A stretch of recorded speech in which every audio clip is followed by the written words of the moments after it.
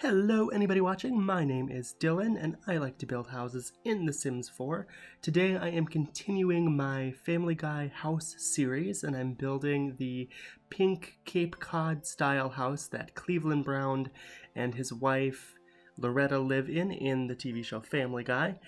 This is, like I said, a Cape Cod style house, as is the last Family Guy house I built as well, the one that the Griffin family lives in. I realized after I had done the recording that I accidentally called that house a colonial house, and that is not in fact correct. So that house was a Cape Cod, as is this house. This house here ends up having 3 bedrooms and 2.5 bathrooms. There's a half bath on the first floor and 2 full bathrooms on the second floor, and one of those is en suite, which is kind of nice. The Griffin house does not have that, and this house does.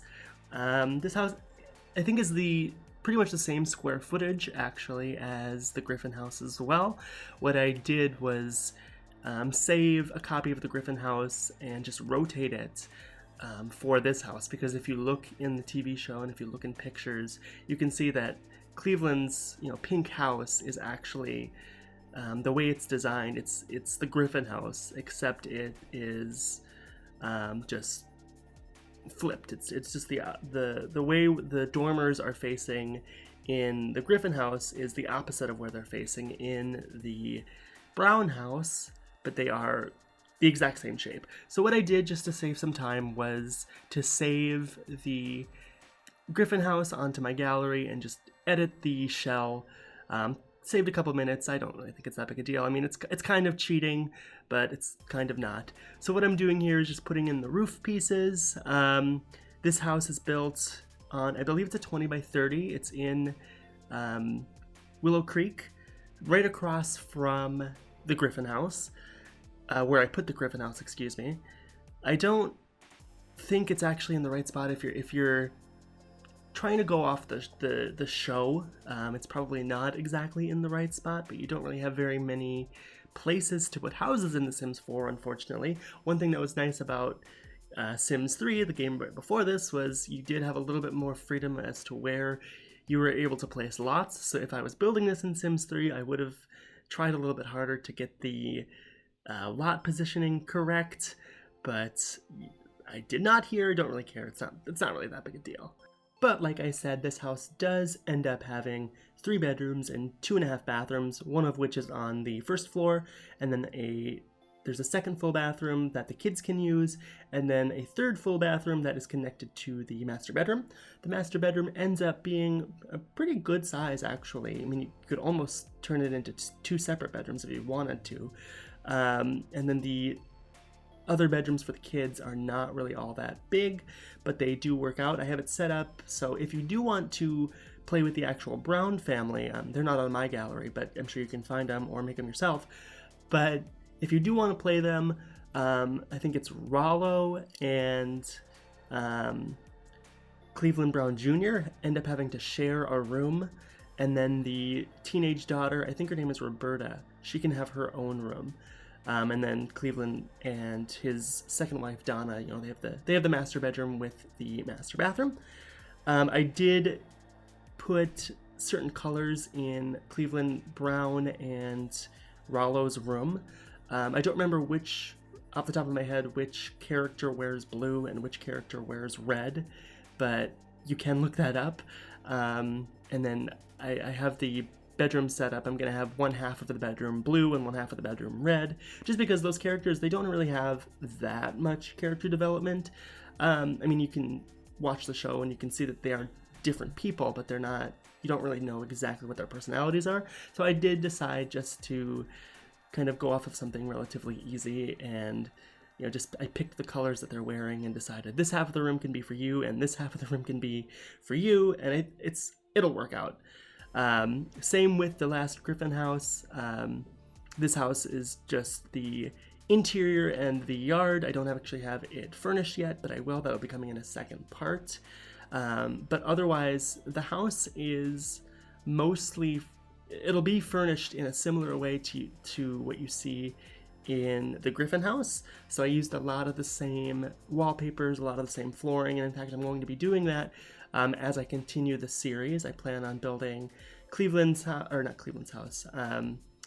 Joe Swanson's house and Quagmire's house as well, and they're not all going to be the exact same by any means, of course not, but they're going to be designed, the interiors are going to be somewhat similar in that they're going to have similar carpeting, similar wallpaper, similar bathrooms. In fact, I think pretty much all the houses are going to be having almost the exact same bathroom color scheme as the Griffin house, except for this house here, because you do end up seeing the bathroom a few times in the old running joke where, you know, Peter's shenanigans end up destroying Cleveland's house for whatever reason, and he's in the bathtub, and the bathtub slides down and falls out the big gaping hole that ends up always happening in Cleveland's house because of his stuff. In fact, I think it even happened once or twice when the Cleveland show was running.